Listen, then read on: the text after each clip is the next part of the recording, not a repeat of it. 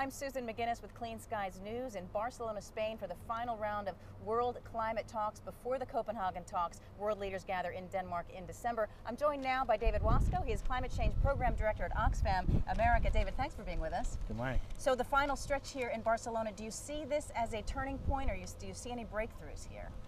Well, a lot of work's being done inside right now on the negotiating text, and I think we'll see in the next 36 hours or so where they're able to get to.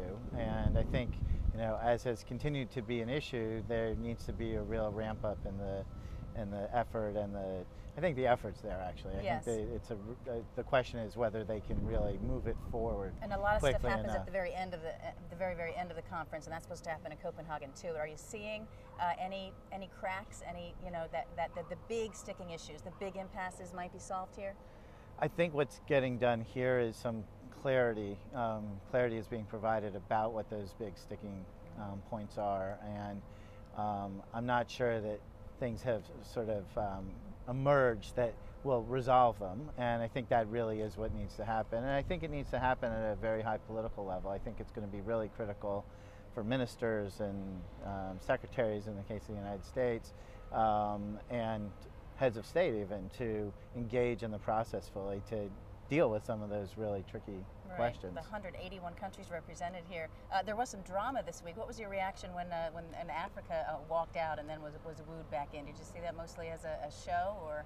I think what they wanted to make clear was their level of frustration, that the process is not moving quickly enough and it's not going far enough, that the emissions targets that are being proposed don't go as far as is needed. And they made that clear, and I think they also gained something from it in a practical sense. There's now much more attention in terms of the amount of time being spent on emissions targets, and they're now, I think, going to also open up some of the discussions to the public and really have a public airing of those emissions issues. Which is their big issue. I mean, they want more attention focused on actual cuts. So the outcome of that dramatic move was that more time would be devoted to it. So that was a success. And I think it also showed that the Africa group, which sometimes doesn't get the attention it ought to, is a really serious player here. And often with the developing countries, particularly in the United States, we focus attention on the big guys, China, India, a few others.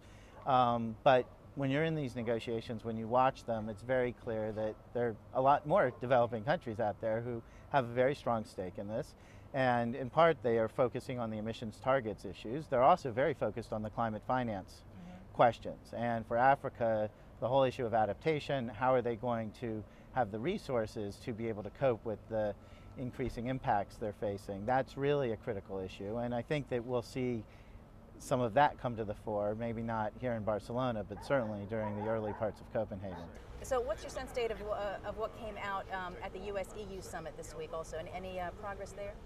Well, I think the prelude to that was the EU summit of heads of state at the end of last week, where they agreed on what the global need for climate finance is for developing countries. And they said it's $33 to $75 billion that are going to be needed, that's going to be needed in public funding every year. And that set the stage for the US-EU conversations. And although there was quite a lot of good language in the communique and the declaration that came out from the EU-US meeting, there wasn't anything on dollar amounts, and that's a disappointment. I think that the U.S. is going to have to engage in terms of putting dollar amounts on the table. That's going to be one of the critical issues going into Copenhagen, and everybody's looking to the U.S. to see whether it can do numbers on emission targets. I think equally the finance numbers are going to be a key question. Can you address the mistrust issue on the part of developing nations? They want direct funding. They're less excited about carbon markets. They fear, you know, corruption, things like that. Also, mistrust of the international financial institutions, and previous aid, they say, has not really trickled down to them. Is that true, or what's your sense? Well, in the carbon markets, I think for developing countries, one of the key issues is that when you have carbon markets, when you have offsets, it means that you're taking actions in developing countries that are in lieu of actions in developed countries. And that can work if the offsets are good and sound. But it also means that it shouldn't be treated as finance, right? This is something to help a developed country meet its target at home. And so they want to see public funding as well on top of that, because they want it to be not in lieu of action in developed countries, but in addition to action in developed countries.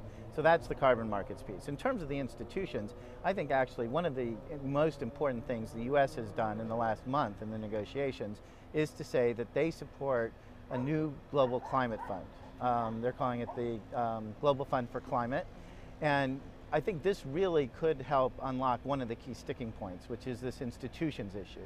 Developing countries want to see a new kind of institution where they all have an equal seat at the table, a fair seat at the table, to be able to make decisions about how money is going to flow, how it will be dispersed. And so the U.S., in fact, I think has shown some real foresight in coming forward with this new global fund idea. And I think it really harkens back to the Global Fund for AIDS that President Bush was really instrumental in creating. So what will it encompass? Will it be largely contributory? Well, one of the key questions is going to be where the sources of financing will come from. But at the institutional level, I think we can imagine this, this new fund that will really focus with a laser beam on two questions. One is reducing emissions in developing countries. How do you help them with clean energy and forest protection? And then also on the adaptation issue. And I think having a fund like that that really is built around that, that's its expertise, I think, is a critical step. Now, one less talked about issue, but a very important one, is technology transfer, intellectual property. Can you comment on that? And you know, there's a lot of talk about EST, environmentally sound technology. That is on the table here in Barcelona. It will be in Copenhagen. What's your sense of progress there? Well, for some of the big developing countries, it's less a question of money, China and India, for example, and more a question of whether they're going to have access to the key technologies, the clean energy technologies that they're going to need going forward. And intellectual property is a key part of this puzzle. And what those countries are seeking, I think, is to have some flexibility so that they can access that intellectual property without too great difficulty. And obviously, some of the baseline intellectual property rules, the rules of the WTO and other rules need to stay in place, but there also does have to be the flexibility so that access is possible. Okay, now here in Barcelona, developing nations are calling for 40% emissions cuts on the part of developing nations, 1.5% to 2% of GDP to be transferred to help the developing nations. A lot of the developed countries here are saying it's just not possible. A lot of people think it's impossible. What's your take on that? Is it just a way to push the envelope further? Well, I mean, this certainly is a negotiation, but I think some of these goals are really built around the science and built around the notion that we need to keep temperatures. It's the outer limit of the IPCC range, so I guess a lot of the NGOs say, of course it's possible.